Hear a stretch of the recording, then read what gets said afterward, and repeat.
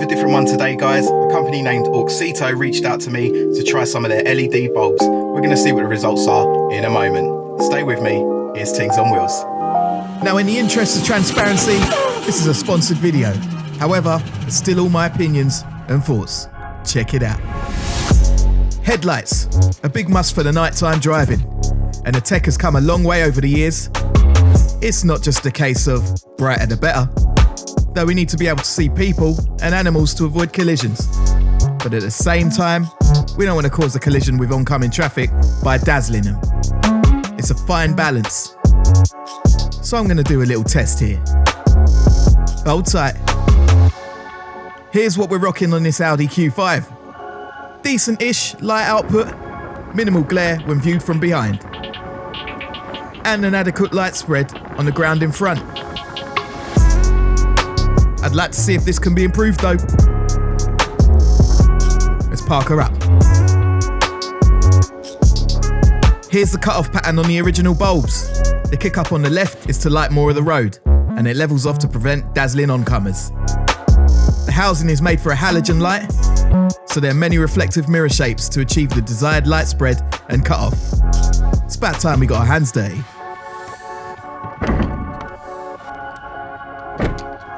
Up we go.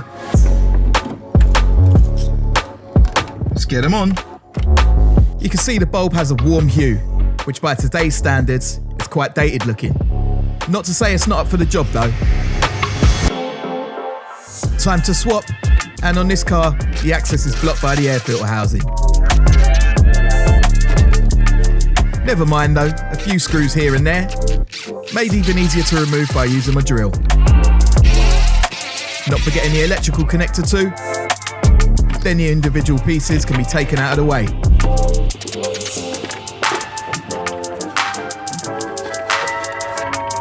The back of the headlight has this clip holding a back cover on.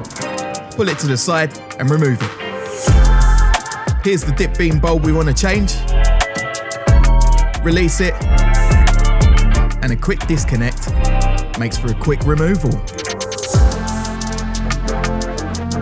Here's the standard bulb, and I can plug in the new ones.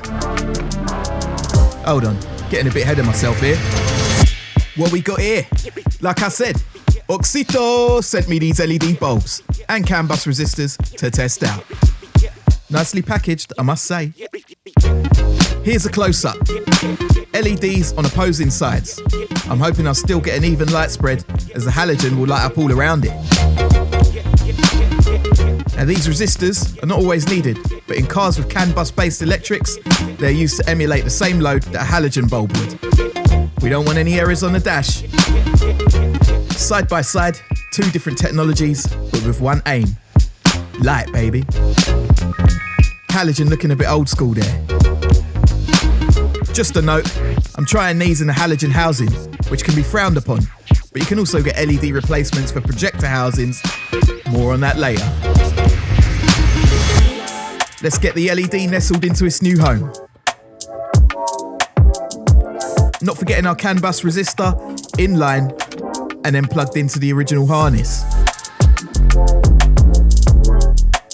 These LEDs have a polarity, so if it doesn't come on, switch the two cables around and you're sorted. Cover back in place and clipped in.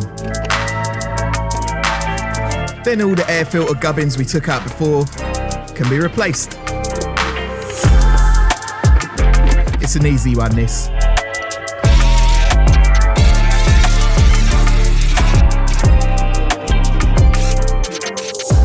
Now here's what the new bulb looks like. A cooler shade against the side light's yellow shade.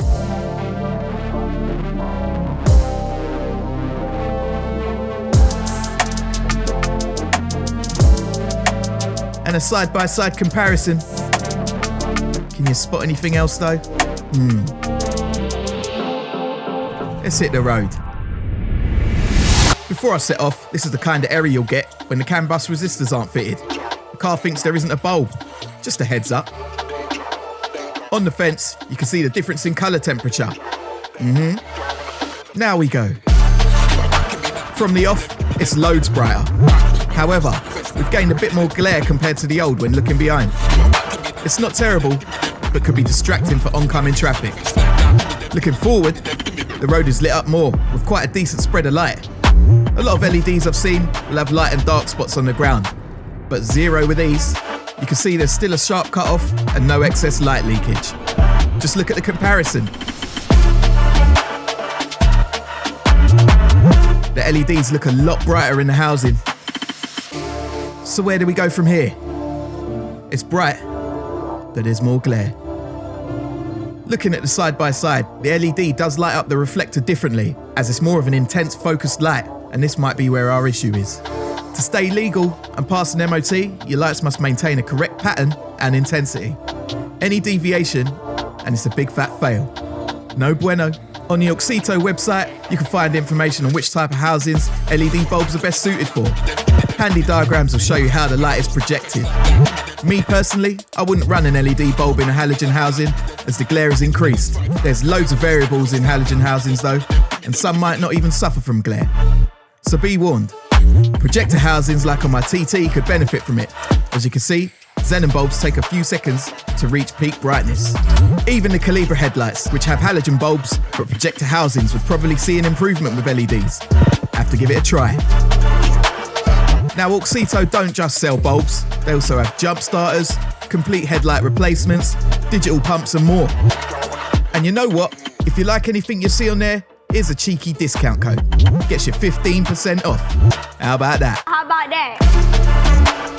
Just remember guys, stay within the law, select the correct bulb for your application, and you'll be alright. Stay safe. I'll catch you on the next one. Bless up.